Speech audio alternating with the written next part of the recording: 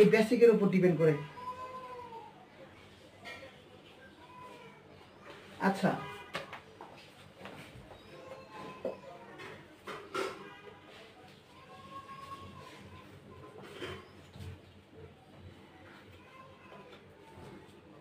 হ্যাঁ দেখো এখানে দেওয়া আছে যে একটা অঙ্ক a to the power Q ভাগ a টু দি পাওয়ার 5। কি বললাম? a to the power Q ভাগ হচ্ছে a টু দি পাওয়ার 5। এই অঙ্ক একটা দেওয়া আছে a to the power Q ভাগ a টু দি পাওয়ার 5। এই অঙ্কটা দেখো তো সুন্দর করে যে a to the power Q মানে কি, a to the power Q মানে কি, এ কয়টা আছে? 3টা। আর a টু দি পাওয়ার 5 মানে কি, এ আছে কয়টা? 5টা। তো তোমাদের আমি সূচকের যে নিয়মটা বললাম সেভাবে করবা। দেখো তো দুইটা ভিত্তি a এ সেম, তাহলে আমাদের দুইটা ভিত্তি সেম থেকে একটা লিখতে হবে।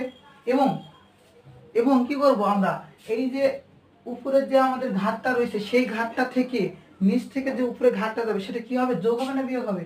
অবশ্যই বিয়োগ হবে, কারণ এখানে কি আছে? ভাগ। ভাগ থাকলে বিয়োগ হয় আর গুণ থাকলে যোগ হয়। তাহলে এ 3 থেকে 5 বাদ দিলে কত হয়? 3 থেকে 5 বাদ দিলে কত হয়? -2। এ 3 থেকে 5 বাদ দিলে কত হয়? এ -2। তোমরা এখানে মনে রাখবা যে 3 থেকে 5 বাদ দিলে অবশ্যই 2 হয় এবং যে সংখ্যাটি বড় সেই সংখ্যাটির চিহ্ন বসে। ওকে, এই হলো। তো এবার দেখো যে a-2, তোমাদের a-2 এটা হয়েছে। তো এটা দেখো তো আমরা লিখতে পারি এভাবে না? a-2 মানে কি, যেখানে দেখালাম যে a-2, a-2 মানে কি লেখা যায়? 1 ভাগ a স্কয়ার, 1 ভাগ a স্কয়ার লিখতে পারবো।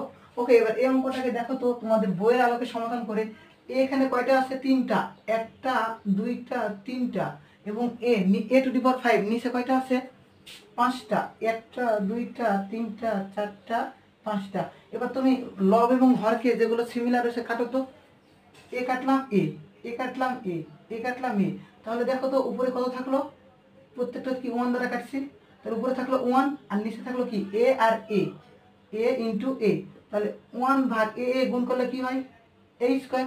1 ভাগ এ স্কয়ার। তাহলে এটা কি? এটা না? ওকে, এই হলো তোমাদের হচ্ছে সূচকের অঙ্ক।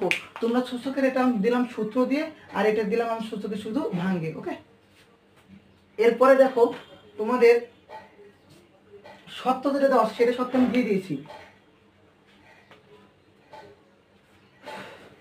এরপরে একটা অঙ্ক দেওয়া আছে সূত্র 3 থেকে। সূত্র 3 অঙ্ক দেখো দেওয়া আছে এই টাইপের,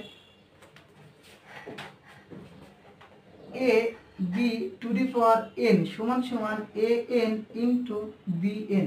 কি বলা হলো? a b to the power n ইন সমান অথবা a b whole to the power n। হ্যাঁ, তো এটা সমান a to the power n